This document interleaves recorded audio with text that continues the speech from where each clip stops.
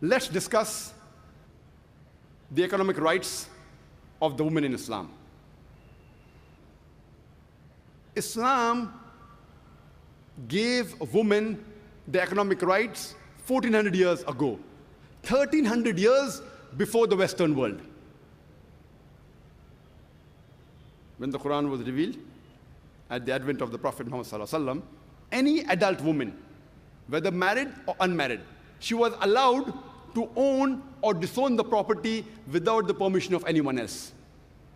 If we read history, the first time the Westerners gave right for a married woman to own or disown the property without the permission of the husband was in 1870s, under the Special Married Women Property Act. And this Special Women's Marriage Property Act was further revised in 1882 and 1897. Imagine, Islam gave rights to the woman to own or disown 1300 years before the Western world. In Islam, a woman is financially more secured. Before she's married, it is the duty of her father and her brother. And after she's married, it's the duty of her husband and her son to look after her financial aspects, lodging, boarding, clothing, and all of the financial aspects. She need not work for a living. Financially, a woman is secured. It is the duty of the man in the house to earn the living. The financial burden is put on the shoulders of the men in Islam. But if both the ends don't meet, and the woman wants to work, she can work as long as it is within the purview of the Islamic Sharia.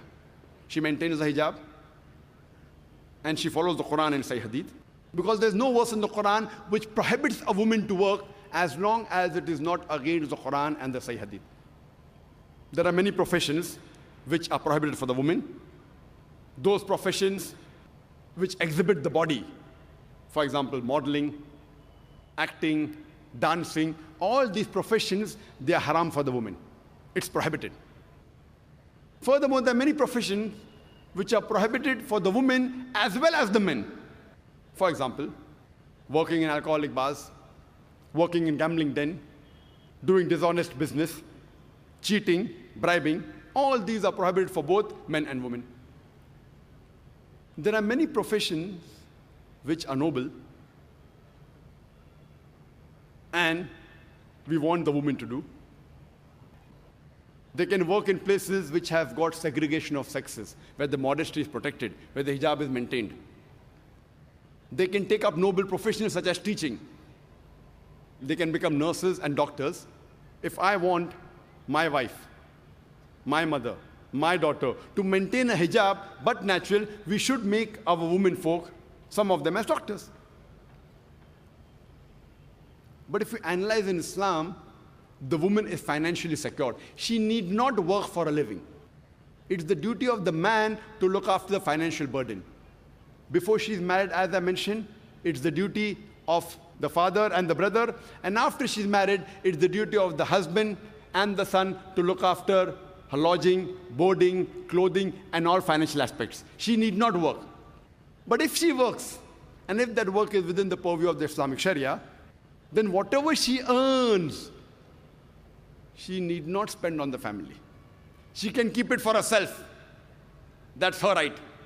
But if she wants to take part and help in the financial aspects, she can. But no one can force her. In Islam, during marriage, the woman is on the receiving end.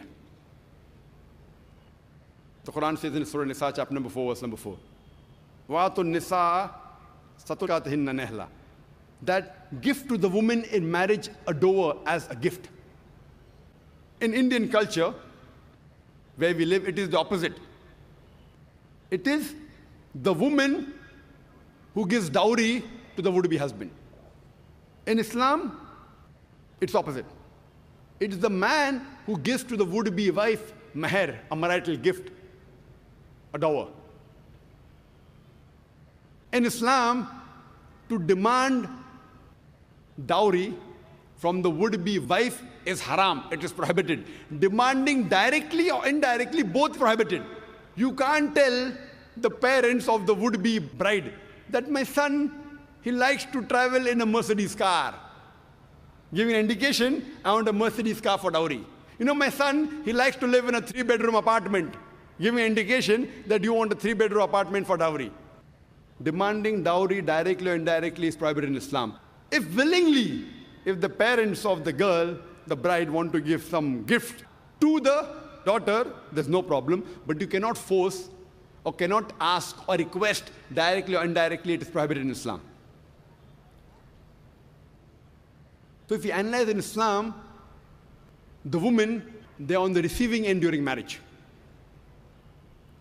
And furthermore, irrespective, the woman may be very rich. The wife may be very rich or she may be poor. Irrespective whether the husband is rich or poor, it is yet the duty of the husband to look after the food, clothing, lodging, and on financial aspects of the wife. He cannot say, okay, my wife is rich, I'm poor, yet it is his duty. Furthermore, just in case, if divorce takes place, she gets maintenance for the iddah period, for the waiting period. And if she's pregnant, it extends till she gives delivery of the child, till she gives birth of the child. And if the child is born, she even gets financial support till the child grows up.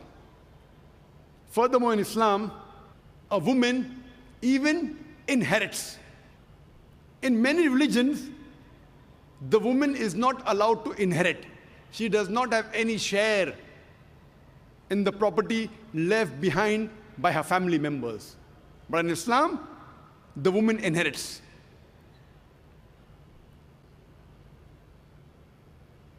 So if you know the hikmah behind it, you'll realize that the guidance given by our Creator is the best. Just because the women in Islam are financially more secured than the men, what would you say? The women in Islam, are they protected or are they subjugated?